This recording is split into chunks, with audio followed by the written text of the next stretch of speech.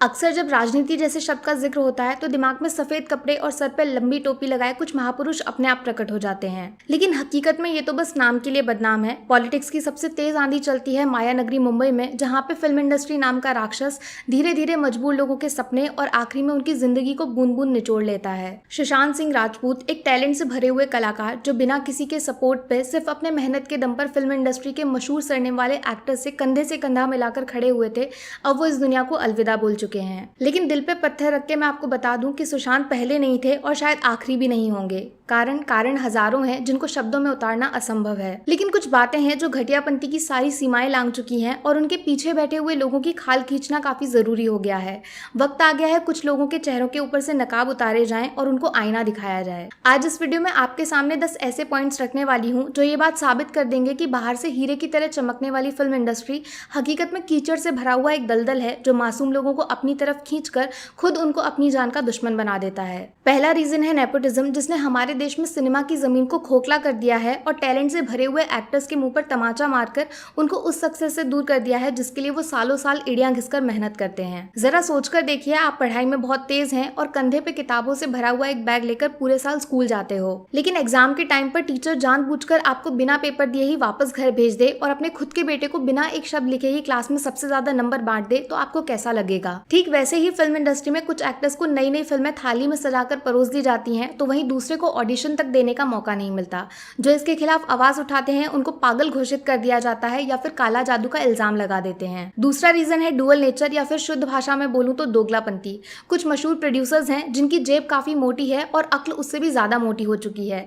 ये अपनी दुनिया के राजा हैं और बाकी सब इनके लिए कीड़े मकोड़ों के बराबर हैं। आयुष्मान खुराना ने अपनी बुक में एक किस्से का जिक्र किया है जब स्ट्रगल वाले दिनों में उनको करण जौहर की ऑफिस का नंबर देकर बोला गया था कि आपका करियर सेट हो चुका है। अगले दिन फोन किया तो जवाब मिला कि नंबर गलत है। दूसरी बार मिलाया तो बोला गया कि प्रोड्यूसर साहब बिजी हैं, बाद में मिलाना।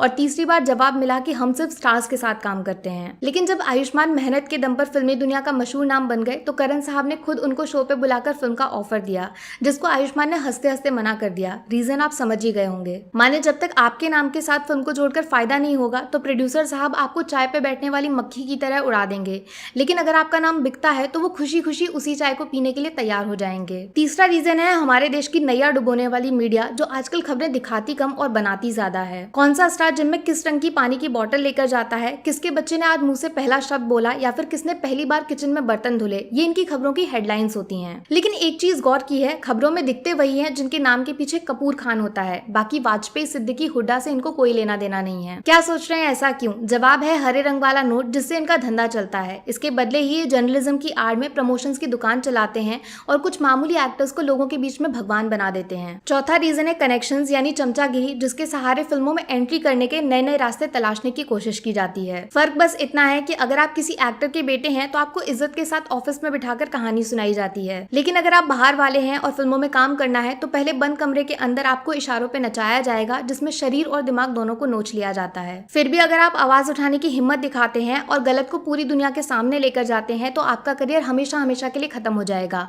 और फिल्म इंडस्ट्री से आपको छुआछूत की बीमारी समझकर बाहर फेंक दिया जाएगा। पांचवा रीजन है अवार्ड्स, जिसको किसी भी एक्टर की फिल्म इंडस्ट्री में सफलता नापने का हथियार माना जाता है, लेकिन हकीकत में ये किसी धंधे से कम नहीं है। पूरा प्रोसेस आपको आसान शब्दों में समझाती हूँ। देखो, अवार्ड शोज कराने वाला एक स्पॉन्सर होता है जो अपनी फिल्म से जुड़े हुए लोगों को मुफ्त में अवार्ड्स बांटता है। जजेस भी वही होते हैं जो उस फिल्म के साथ जुड़े हुए हैं। माने फिल्म फेयर अमेजोन ने कराया तो गली बॉय को 13 अवार्ड्स मिल गए। सीक्रेट आप जानते ही हैं। दूसरी कलाकारी है अपने मन से बनावटी कैटेगरी बनाकर स्टार किड्स के हाथों में चमचमाती ट्रॉफी पकड़ाना, जिसके साथ सेल्फी खींचकर ये इंस्टाग्राम पे अपलोड कर देंगे। बच्चे नाराज हो गए तो कल को फिल्मों में काम कौन करेगा? जरा इनसे पूछिए, सुशांत ने जो कारनामा MS धोनी बनकर पर्दे पर दिखाया था उसके बदले में उनको एक अवार्ड तक नहीं दिया जा सकता था?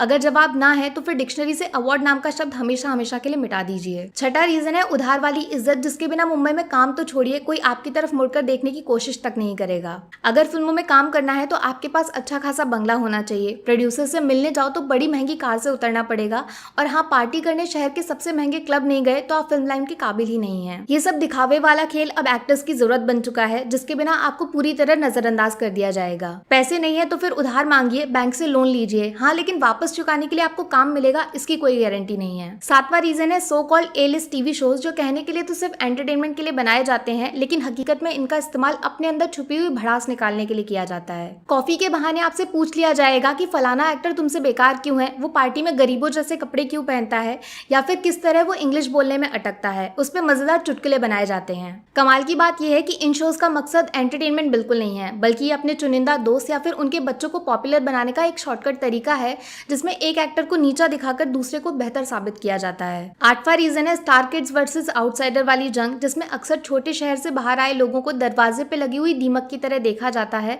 और फिल्में तो छोड़िए, कोई उनसे हेलो हाय करना भी खुद की बेइज्जती समझता है। सोचिए जब रवीना टंडन जैसी पॉपुलर एक्ट्रेस खुलकर इस बात का जिक्र करें कि किस तरह अजीबोगरीब नामों से बुलाकर उनका मजाक उड़ाया जाता था, बीच में ही उनको किसी भी फिल्म से निकाल दिया जाना या फिर झूठ खबर चला के उनकी पर्सनल इमेज खराब करना, तो फिर छोटे एक्टर्स कैसे नर्क से गुजरते होंगे। यकीन मानिए आउटसाइडर्स को एक खिलौने की तरह समझा जाता है, जिनको आसमान तक के सपने दिखाए जाते हैं और कम पैसों में फिल्में करवा के अपना काम निकाला जाता है। उसके बाद उनका फोन उठाना बंद कर दिया जाएगा, ऑफिस में नो एंट्री का बोर्ड लगा देंगे, फिर ये ट्वीट करके पूछते हैं कि आखिर डिप्रेशन हुआ कैसे, एक बार बताया तो होता, थोड़ी शर्म करिए, कम से कम इंसानियत के खातिर मुंह बंद कर लीजिए। 9वां रीजन जुड़ा हुआ है फिल्मी करियर के फ्यूचर यानी भविष्य को लेकर, एक ऐसा सवाल जो हर उस इंसान को अंदर से नोचता रहता है जिसकी पूरी जिंदगी फिल्मों से कमाए गए पैसों पे टिकी हुई है, ना कि दादा परदादा की तिजोरी पे। अगर आपके नाम के पीछे मशहूर सरनेम नहीं लगा हुआ है तो हर दूसरी फिल्म में आपको अपना टैलेंट साबित करना पड़ेगा। अगर एक भी फिल्म फ्लॉप हो गई तो आपके करियर पे फुल स्टॉप लग जाएगा, टीवी के एड तक में 1 सेकंड का रोल नसीब नहीं होगा। वहीं अगर आप कपूर खानदान से हैं तो फिर आप बिना हिट फिल्म दिए सिर्फ फ्लॉप्स देते जाइए, उसके बावजूद आपका भविष्य सूरज की तरह चमकता रहेगा। या फिर गूंगा बनकर बिना डायलॉग्स बोले भी आप सेलिब्रिटीज वाली रेस में दौड़ते रहेंगे। 10वां रीजन किसी और के साथ नहीं बल्कि हम लोग यानी ऑडियंस के साथ जुड़ा हुआ है, जो घटिया से घटिया फिल्म को 200 करोड़ की कमाई करा देती है और अच्छी से अच्छी फिल्म को 2 करोड़ भी नसीब नहीं होते। जब मेहनत से बनाई गई फिल्म बुरी तरह पिट जाती है और टैलेंटेड एक्टर के माथे पर फ्लॉप का स्टिकर लगाया जाता है तो उसका दिमाग किस हादसे का शिकार होता है उसका अंदाजा लगाना भी नामुमकिन है। अगर जुड़वा 2 जैसी फिल्म 130 करोड़ से भी ज्यादा की कमाई कर ले और सोन चिड़िया जैसी मास्टरपीस सिर्फ 4 करोड़ में सिमट जाए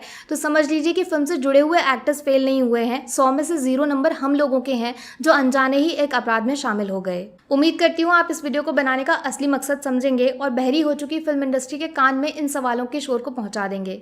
बस इसके अलावा मैं कुछ और नहीं बोलना चाहती।